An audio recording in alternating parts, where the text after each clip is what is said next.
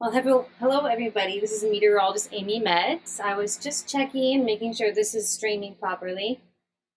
So we're going to be talking about Delta, which is right now just south of Cuba. So I'll go ahead and play through this loop. And now what we're looking at is the infrared satellite derived product here.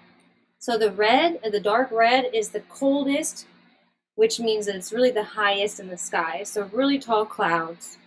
And that'll translate in these situations into torrential downpours. So the good news here is that the worst of the worst is not over people. And I'm going to let this loop a few times and point out a few different features while this goes. And I'll be checking in with comments soon. So right here, we had another storm, Gamma. It was circulating enough moisture in the air that there's going to be some more moisture building in with Delta also from Gamma.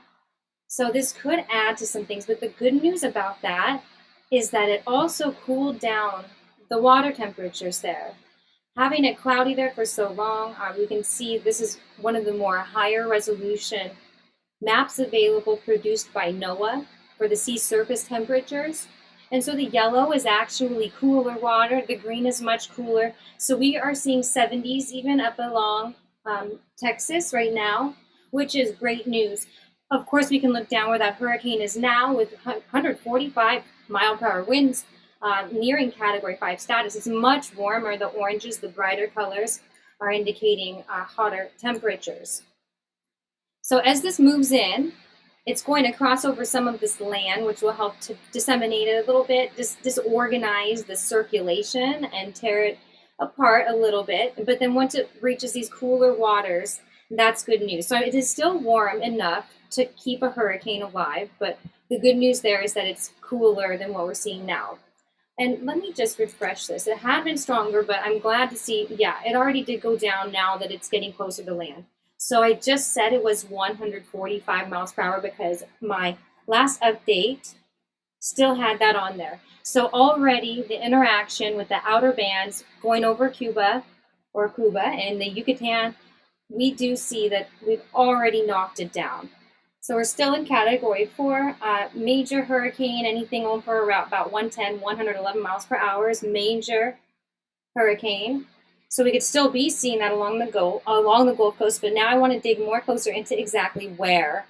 And I'll take a minute to look at comments. I have one friend, amateur meteorologist, just loves talking weather with me and always does a great job. This is what she's saying. Anywhere between here, possibly even Biloxi. Of course, a lot of our models, I would like to go back and I meant to show Hurricane Delta first, at least give us what our government models are showing us also, and plus with their human hand. So they have actually changed their cone a bit since I spoke with this girl this morning. I've been on the phone all day with people who live right here, who still have tarps on their roofs, they say.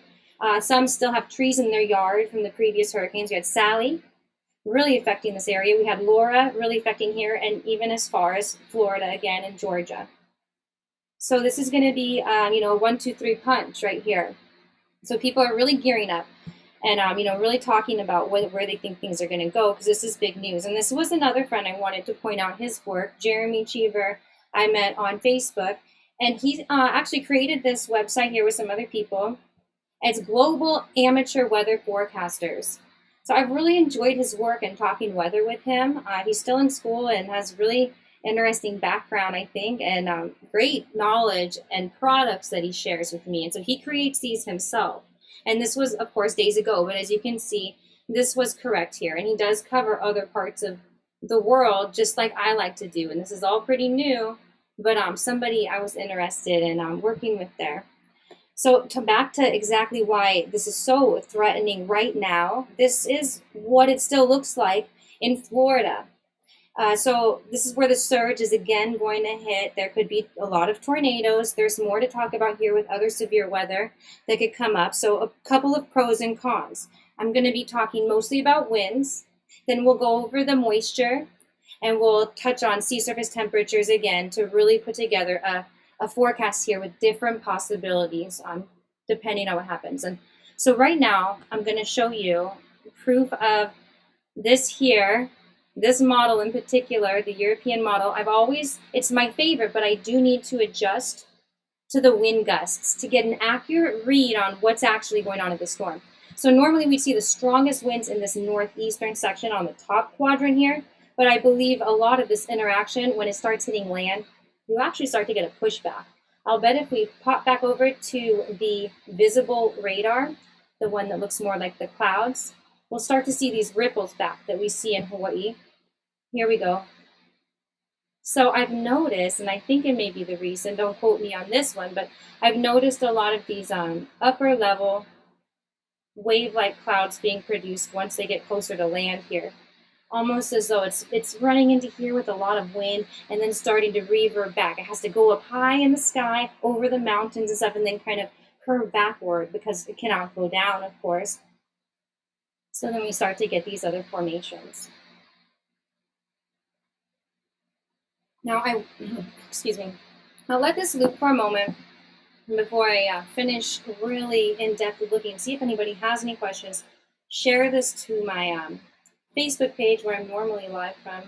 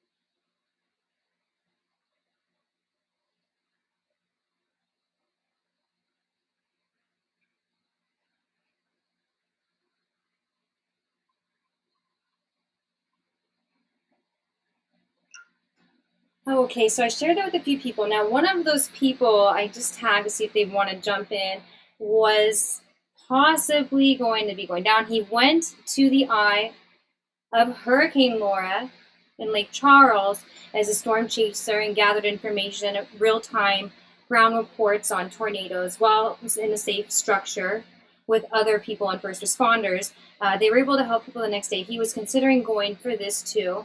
I know a lot of my friends that work on boats here, they are not on their boats right now. Otherwise, they'd be coming up with some pretty wild pictures. So if anybody knows anyone else out there, go ahead and share this with them. So wind-wise is the first thing I'm going to dig into here and go back to gusts so we can get a better accurate read here. This will continue to decrease those speeds. So that center cone of white where we were seeing more than 100 miles per hour got and will get smaller as it continues going over that landmass a little bit. So we still have major hurricane status here, but there are cooler waters. So this is a model, and I wouldn't go 100% on this. It has things going quite far west, and that has a lot to do with some upper levels and with the storm that is there now, Gamma.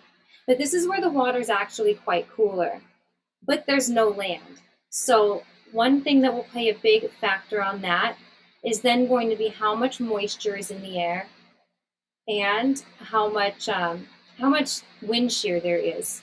So it looks like my wind shear is gone. I'll go ahead and open up some thing else that I really want to touch on, because this will have a lot to do with the strength and location in the future.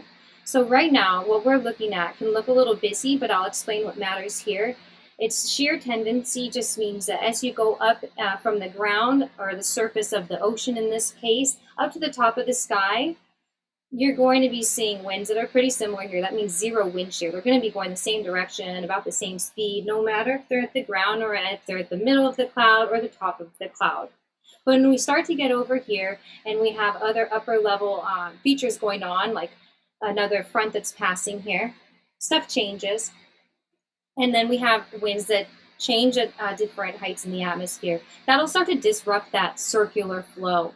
So all of these reds indicate that there is shear there. There's pretty strong shear, very strong actually. Now the circles of tens mean that it's increased by 10 knots of shear in the last 24 hours.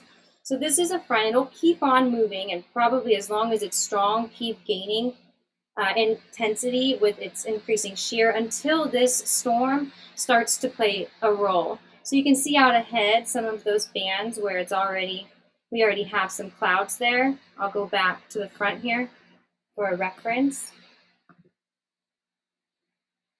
So we already have this motion wanting to make the storm flow this way. We had a little opposing motion of gamma, but it's pretty much dying out and just lending the moisture to delta now. There's going to be a bit of a flow exchange there, but not much. So with winds at the surface, you can see gamma does still have its own flow, but it's very low, about 25 miles per hour. And quite soon here, it's going to stop affecting delta altogether with motion. So we have other factors that'll help move it a little bit west, but not as much as I think some of the models were indicating. And this shear is going to at least be here to some degree and help weaken the system as it moves into the Gulf. So we'll keep an eye on this, but these dotted lines are the decreasing shear. As I was showing you, those clouds ahead of it are really following this direction, coming from the northeast and going down south. So it's decreasing that different directions and kind of organizing it into a circular motion. And we'll keep seeing these kind of converge into one another over the next couple of days. And to what degree is going to mean all the difference on the landfall. So viewing this loop is it's a big indicator of how much moisture will still be available. The black is great news. It's dry air. There is no moisture there. So what happens when it starts to interact with the storm is that it will, gosh, this can't be right. Look at that, 2018. I was like, nah, there's no storm down here. I keep looking for that, wondering why this is so far to the south. I better back up and find the active one. I have these saved, so I'm surprised that happened. My apologies.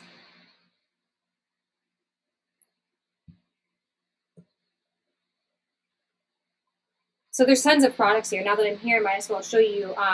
GOES put up a new satellite over Hawaii, so we also have this extra high resolution data. It's amazing new information that really give us more accurate reads on what's going on in the storm. So my favorites here in this case are the water vapor. We have different bands that will show us different levels, upper levels, mid levels, low levels. So this will kind of show us more of what's the rain on the ground going to be like. Green is going to be rain.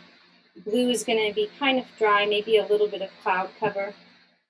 So white here is cloud cover and green is rain.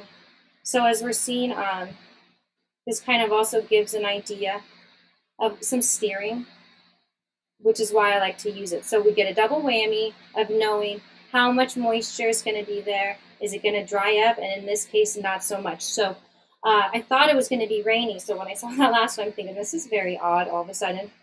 But this is my first look in here. And the dry air is the blue, is the yellow. It's going to mix in up here a little bit. It looks like it's getting sandwiched out. There's other air masses here. So once this thing gets in the Gulf, I don't feel like there'll be much funneling in there. And I could back out and see a wider view to know for sure. And then at the mid-levels, it's pretty much the same there. So we have quite a bit of moisture that will still get to that part of the world. And This was a model forecast for how much rain in the next 10 days. I like to kind of push these out every now and then just to see an idea of what tracks these are coming up with. And this is what some of the models were saying. But again, now I'll look into the steering winds to really put together a forecast on this, because I do believe it'll be a bit more to the east. So I'll go up in the atmosphere here to the 500 millibar level, around 700, 800. That's where a lot of the moisture lives. Now at this higher level, we see winds that'll kind of help steer the system. So I'll just pause it where it is now, and we'll look right ahead. Okay, where is the storm going? And from there, I can decide what's ahead of that, where it's going. Where does it then change? Where's the divergence, which is stuff going away from each other?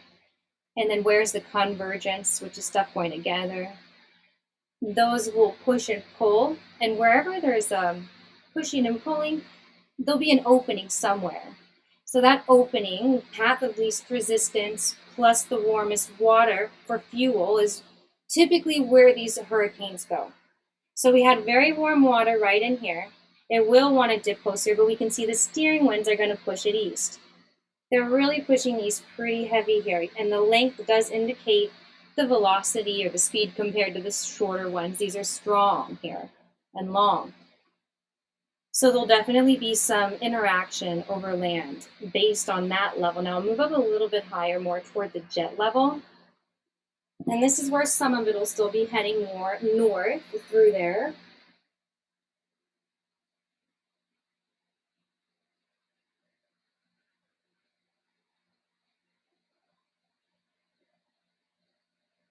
And then I'll stop at a couple places in the middle here.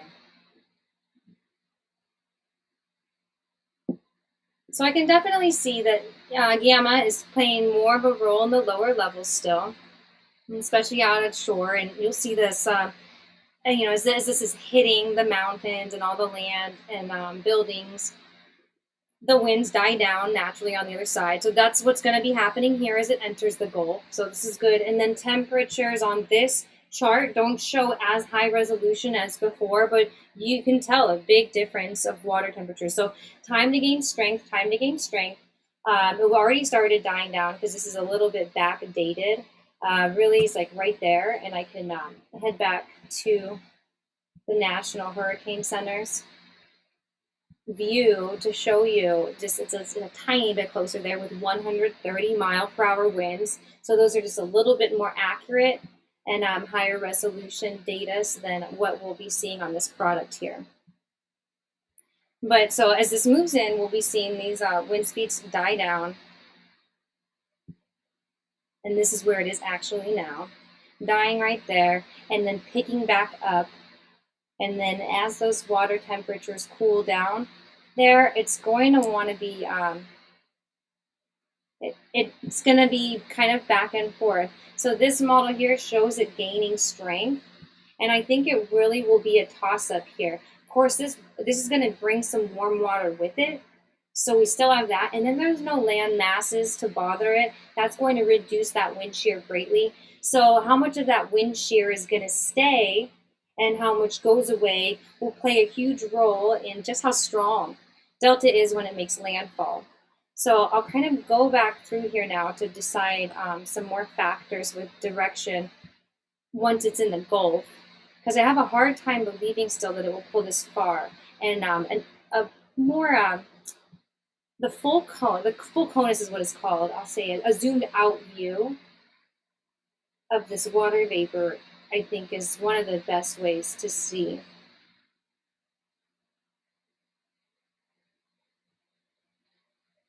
So I'm going to the infrared water vapor, mid-level, a NOAA satellite GOES product. And this dry air, extremely dry, is the yellow, is the orange is just extra, extra dry. So that's, better than not having any dry air at all, but it's not much in the way of Delta with the landfall from what I can see here. Some of the ways to know if this part of the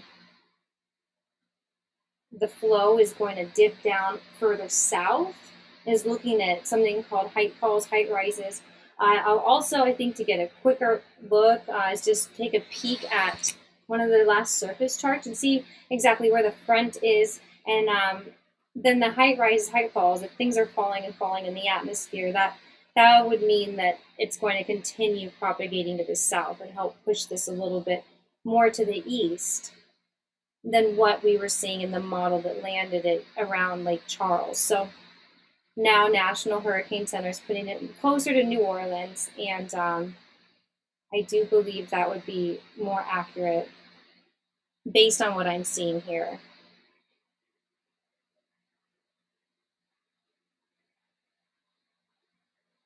So I'll see if anybody has any questions. I'm going to loop this back on the satellite here, get a wider view. We can see some of the other storms because there are plenty more. Marie's fizzling out now that it got to that cool water I talked about last week. We have 19E that could do a little something here, but I'm not going to focus on that one right now. I think the chances are small. Cool water coming down toward Africa. So all our new tropical storm genesis should be taking place more along this part of the region, near Hispaniola, near Cuba, or in the Gulf. And then we do have another storm, forgetting the name, but this will be scooting up along the coast of Japan. And then some bouts of rain elsewhere. But our big major storm to watch out for right now is Delta, especially as people are sitting there with no roofs and tarps on some of their homes still. Places are running out of gas as people are preparing to leave town again.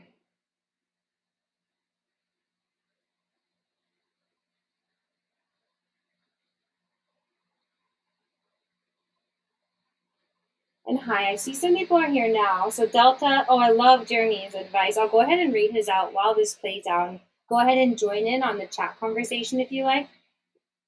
And I'll just read his aloud so we can be on the same page if you're not actually reading them.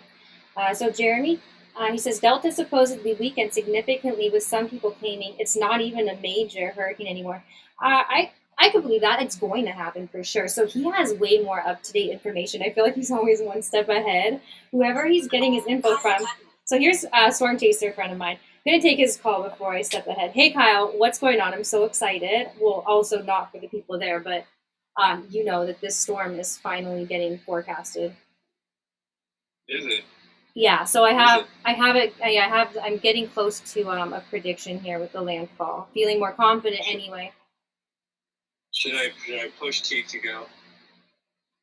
So that could depend on so many factors.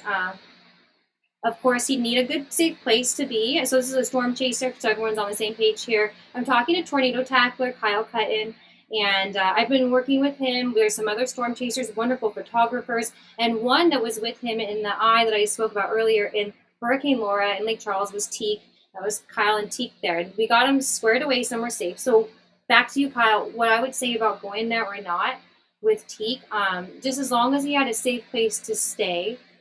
And, people need this information. So out there, I would say a lot of people are leaving town already. I'm getting word on the street that people are going.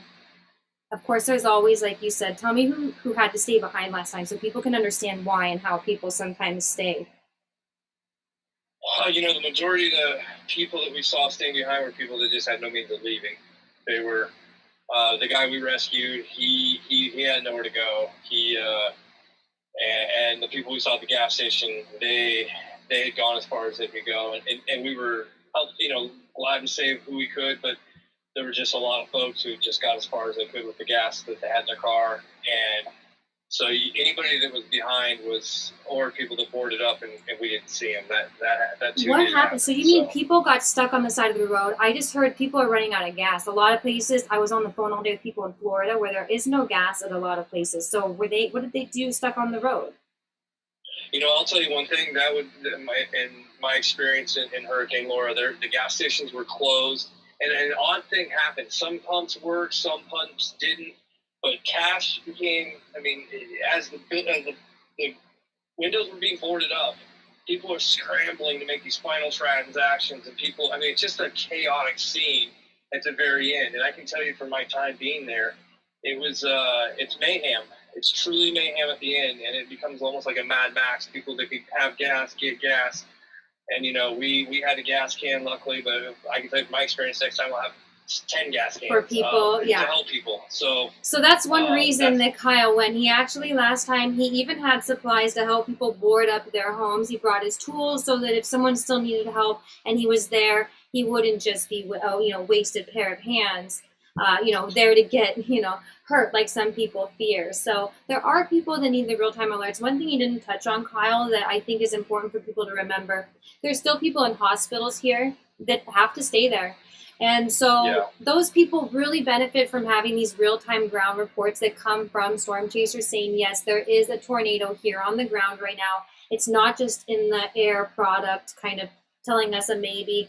It can really alert people then to say, you've got to move some patients down to a bottom floor. If we say, no, we've seen this and it should be to you in 15 minutes, we were able to do that during Laura. So when and where that could save a life is just all going to be by chance. But so was with him going, what does Teak think about it? What have you guys talked about him going? And He just texted me and asked if it was going to make a daytime landfall or nighttime landfall. Last I had heard, it was going to be a nighttime landfall into a morning. Is that still correct? So I'll look at a couple of products, as I didn't make my own determination yet, and my timing. That's one thing. I'm really good at a lot of stuff here, especially wind speeds with my own forecast. But timing has been not my strong suit. I'm working on. But who is really good at it? The National Hurricane Center is really on point with the timing, I think. Have you noticed that, Kyle? Their timing's being I have. Okay. I have. Can you hear that in the background right now? Not really. I don't think I noticed that. No, okay. There's a fog. I'm out on the Oregon coast here. There's a fog horn, so I didn't know if you could hear that in the background. We got dense fog right here on the coastal, right here in Newport. So just sorry, you didn't ask for that. But the thing I would tell you is that we left the parking structure when that tornado was first detected, and I was live with you, or I believe we were live, and we left one out there, and immediately it became apparent that it was a tough situation. And so once we had a few trees go down and we started seeing the swells coming off Lake Charles, we went back to the parking structure, what we deemed the bunker. And I would agree, though, it's definitely, I got to tell you, not to go veer off subject here, but I was in the Wichita hospital when my son was born during a tornado alert, and they sounded the alarms over while my my ex was having our son, and it's something to behold to watch the nursing staff, the hospital staff, and everybody go into action. And I actually recorded it. I'll have to share that with everyone sometime, so I can appreciate what you're asking me, because it is something it's definitely every second counts when you're talking about moving patients like that. That's incredible. I'm glad everybody made it out safe that night, I suspect, how you talked about it, yeah? Yeah, that was on May 23rd, 2019 at, it might have been the day before, but if you go look at the reports, either the day before, the day of, or the day after, I can't now recall, but during that time, it was chaotic. It was chaotic. Well, we had actually been cut off because of the flooding, and I thought I was going to have to deliver a baby out on our ranch. And so, but again, that's for another time. You're talking about the hurricane now. That's so wild. Kind of a lead into what you're saying. I've been on the other end of it, being in a hospital when they have to go into, and we were in the birthing ward. I couldn't imagine being in the cancer ward or the children's NICU ward or any of them for that matter. So a lot of times they keep those in the center locations of the hospitals, and even so at least they're kind of planned out for that. The good news about tornadoes with these storms, by the way, too, so that everyone's on the same page, they're usually very short to the ground. They're shorter lived. They're not going to be F3s. They're usually F0s to F1s and 2s. And then the brutal force comes with the eye wall, of course. So that's where the biggest danger is here. And then some random gusts that will appear maybe 200 miles from the center. This could be making landfall like we saw last time, and then 100 miles away in another state, there's a tree that falls on a home at the same time. So what it shows here with timing, Kyle, is that around Friday morning, it's going to start getting pretty windy. That's when they're going to start having the winds come in. And so over the weekend, like Friday night, I would assume there's a landfall coming in there. And I will play out the European model and then the GFS and just compare them just so that we can at least see those. I always like to get my own first, but this one, it has a lot of curveballs with it. So I need to look at a lot of zoomed out views and then kind of digest it. But okay, I'll have him on standby and waiting on the pull the trigger. So if you want to follow up one more thing, when we went through that tornado warning, they did move us to the interiors of the hallways and in structures inside. So they did a great job of implementing that when it came time and keeping everybody calm. So I do want to tell you, being on the inside of that, it is a stressful thing to be having a kid alone in the middle of a tornado warning. So, well, it's weird you said that. My daughter was born during a hurricane. I had my daughter here right after we got here, Hurricane Lane, and that same day I had her. And there were floods. There was a lot of wild, severe weather right next to us. So again, I'll tell you before I close out with you, Kyle, for hang up. The landfalls are all going around Friday evening, just around sunset on just about every model that I'm seeing here. So, if they're in agreement, similar to Laura. I hate to say that, because of what happened. It's really devastating. But yes and no. The good news here is that the temperatures are cooler, but the problem is that the storm's going to pull in some of the warm water with it. So there's kind of a lot of toss-up where you're like, yes, it is kind of like Laura, and I hate to compare storms like that, especially with the bad, all the wreckage that we saw come from that. Yeah. I will. Okay, I will stand by. I unfortunately am still committed out here to folks that I got interviews and I got folks that we're still not down out here. So that my biggest worry was that a hurricane was going to come in where logistically it's going to be tough for me to get out there. So I have to take a knee on this one. And honestly, as a pulmonologist back in Ponca City, they probably have a stay busy right now. So. I'll wait to hear from you, and thank everybody at home, everybody for supporting us and following us, and we'll keep you posted. All right, have a good one. Talk to you later. You too. Bye-bye. And so Kyle's over chasing fires right now, and I'm going to get back to these comments now before I take off here. Jeremy has really good information, so I'll let this loop in here what he says then. Another issue for Delta is significant troughing over the northern Gulf. So that is where we can see, that's what I was so surprised. I was, when I saw the trough so low. The trough is going to be the areas that dip down. And like I was talking about, height falls, height rises. These are things I'll look at to go into my next forecast coming up later tonight. To know exactly more of a landfall, I do want to dissect some more information, and it takes me a while. As you can see, significant moisture along the cold front there.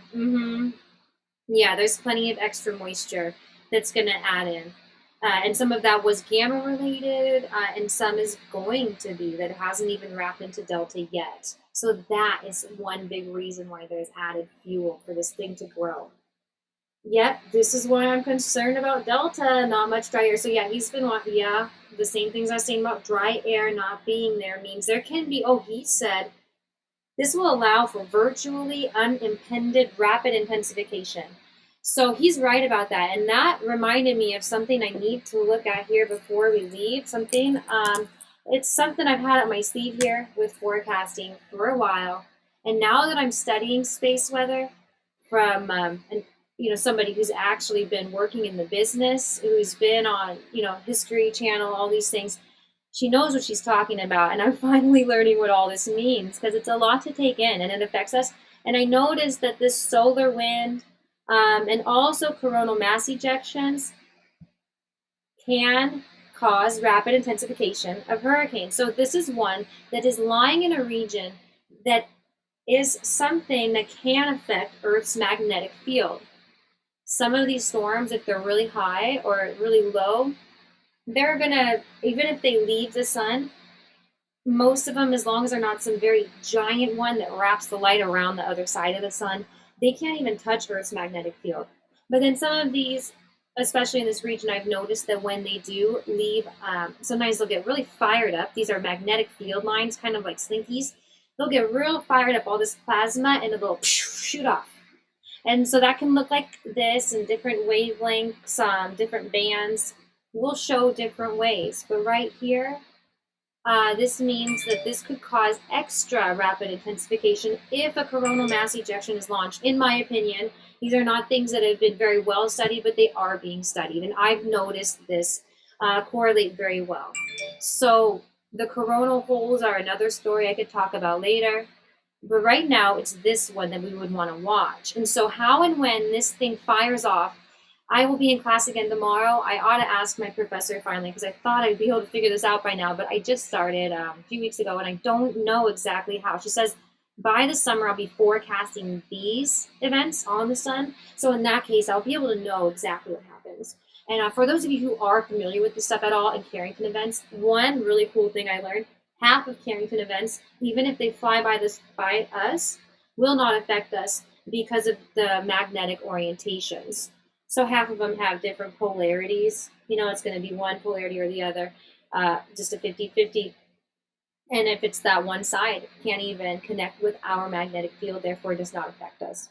But in this case, this is a different thing I'm looking at here that causes rapid intensification. So this could actually happen. So that was nice to have him mention that, because it would be in conjunction with this. Now, having that storm there at all, I don't know how much of a role it plays on Earth's weather, but these are things that are being studied and researched right now that I'm going to lend a hand into, because I found a lot of enjoyment researching this stuff. Oh, there's that Chanhom. I thought it was Chanhorn. But so that was the name of the storm Jeremy put in there too, that is going to be affecting Japan. Oh, and hi, Storm Chaser Chick. Nice to see you here from North Carolina. So even there, you know, you're going to be getting some of this wild weather. I'd like to go with a zoomed out view since you just said that.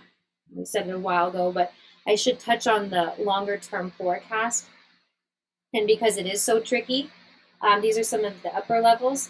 I'm going to need a little time added to just kind of think about this stuff and how all these different variables could play off one another. Because once this pushes toward the east, that's when it'll help move over Delta. But you know, the more it goes east toward Texas, the better off we are with at least some water temperatures being a little bit cooler, getting wrapped in there. And then this pull is going to keep on happening as long as there's this opening here. So it would be nice if you know, this storm would speed up and catch up and blow away, but it's moving just slow enough that it'll get in kind of in between these features here. And I'll play this out. They're very good models in the first 12 hours. I always notice that they're extremely reliable, but they're, like I was talking about, it'll kind of give, it's going to end up giving. So this one has this joining. So there's a couple of things I could look at for that, just to make sure that'd be likely, because if that happens, which I do believe it's likely from what I've seen so far, if that happens, then you know, this will just keep on slowly moving up like this model is showing. So up until this point, I would be in agreement. And I'll take a look at some more of the comments here.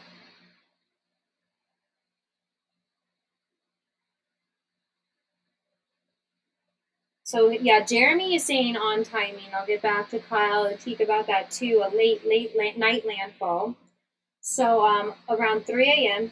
So I wonder who one of the biggest busts in meteorological history took place 3 days prior, May 20, 2019. One of the rare SPC high days. He says there was a 45 sig torr risk. So this is a significant tornado risk. And he says, my friend and I are very, very concerned about the tornado risk with Delta. And my goodness, that's something that this is something to look at right here to talk about, because that is one of my bigger concerns here. Some of like I just had one of the storm chaser chicks here, and as she called herself in North Carolina, mentioned that some of these parts of the jets get more turbulent. This is the location right here when it's going back from the south to the north that we can see a lot of severe weather occur. So that's one way. And then as this is intersecting with Delta, and it finally gets to that point, like right there, there's just tons of little bits and pieces where it's going to be getting kind of jumbled up there. And that is going to wildly increase the risk for those random bits of severe weather that I talked about, how we'll see the eye wall here, and 250 miles away, we can have a tree go down on top of somebody's house, and that's fatal very often over there. So these are the things that even if you're way far away in Alabama, think about pine trees. I had a friend tell me a lot of pine trees are still down in his neighborhood, centered right where this mouse is, Pensacola, Florida area, more like Fort Walton Beach. So with that being said, I noticed, it's really important for people to remember limbs that can break are one of the biggest threats, but I've seen big oaks, like 3-foot diameter oaks, go down in these gusts, hundreds of miles from the eye. But pine trees are just no joke. They're tap roots. They go right straight down, and they fall over like no other. They're extremely easy. So if you have a home next to that, make sure you're at least sleeping as this kind of stuff is going on around you. Even if it doesn't seem very wild, keep an eye on your radar. So you can look at the radar and just know, all right, where are these storms moving? I'm going to play this and kind of give you an idea of how to do what's called like a nowcast, next 15 minutes worth. And you just kind of look at the direction the storm's going, understand how the winds with these storms, once the eye wall gets there, are going to make it go more circular. But you just watch. And I like to do 12 hours, gives me a better idea. And then you can see, okay, there must be some dry air up here. Some of this is going away as it's getting there. And also you're noticing that if I was in Havana, let's say, and I wanted to know when is it going to start raining, and I was watching this batch of storms, I like to use my finger personally, find something that can kind of measure and then get an idea. So I'll keep my finger like right here, and I'll notice how far the storms are away and how far they've gone when they get halfway. So a half point. So then I just double it. So here I'll put the cursor where the storm, like I'm following this batch here. So if it starts right here, and this is a 12-hour long loop, after 12 hours, that batch of storms has barely moved. It didn't even quite get halfway to Havana. So in Havana right now, I would say there's going to be some more rain coming in about 12 hours, quite a long bout. And there'll be bits and pieces before that, but this main bunch looks like it's almost halfway there in 12 hours. So a little more than 12, they'll be getting dumped on. And some information on radar is oftentimes about 10 minutes outdated because of the time that it takes to send the information back to the satellite, derive all the information in the computer processing, and then to actually send it back out into your product, through a satellite once again. It takes some time.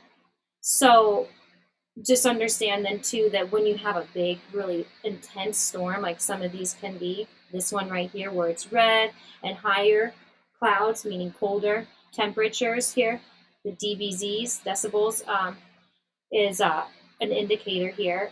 This is where we're going to be seeing some of the stronger torrential downpours. Now these wild little bands are more like where you see the spin-ups of tornadoes. Not so much right now, but once the storm starts to get closer, once the storm is in the Gulf, we could start seeing the water spouts along the coast here. I would say even on Thursday. So Thursday, be on guard. Friday is when definitely people will be seeing by Friday night tornadoes spinning up all along here. And all the way up the East Coast, with that, the way the upper level winds are, like I was talking about driving some of that severe weather, once these winds, this air here is going to be really warm, it's going to be a different density than what we're seeing over here. So the densities, the pressures, the temperatures, they want to equalize. They're going to move around until they do. That's how we get all these spin ups. So different kinds of air masses. We saw that it was dry. We see that this is moist. Once they interact, especially with the temperature differentials, when some of this cooler air interacts with it from up north, even here, this moisture, this cool, that's going to spin up activity. So the good news is that it will weaken a lot by then, of course, as they do. But the severe weather threat's going to be lingering. And I'll let this play out. I'll just go ahead and say I believe it'll be a little more to the east than it is, but I'm gonna let this finish out, and this is upper levels, just to show you that where you see all these messy spots is some of the locations where that more severe weather would take place, especially on this upshoot part. So I'll finish reading through the comments, and that should be it. Boom, there's the upper level shortwave. Yeah, we could honestly see a few significant EF2 tornadoes with this, though it is a bit far out. You know, and I totally, whoa, now here comes a front. So I totally believe him on that. And then, hey, another batch of fun weather. That'll be a lot more fun fall weather than what we're seeing here now. So most definitely, after seeing some of that upper level mingling playing out, I was worried about it too. I agree that unlike most of these tropical storms and hurricanes, this storm in particular has the possibility to drop some EF3s, especially later on when it's just remnants and it's interacting here again with that upsweep in the upper levels along the coast, maybe even as far up as North Carolina, Virginia. So we'll just keep an eye on this one, and I hope everybody fares well through this. A lot of people are leaving town, stopping vacations. So at least, everybody knows the drill, and hopefully at least there's no loss of life and people can recover here easily. So sorry for the season. The good news is solar activity-wise, this should, we're on a different trend here now. We're reaching a different magnetic field here. So this is one of the times where things can just be a little different here on Earth. So I'll learn more about how to communicate that stuff as time goes on. And just rest assured that with just one storm on the sun, it's not going to be quite as intense as what we saw with Irma and Maria back in 2017. Otherwise, I'm unfortunately looking for something that's close to Laura here. So I hope everybody has a great day and finds a way to enjoy the weather here still. I guess I will end this stream in my OBS software, all these new things.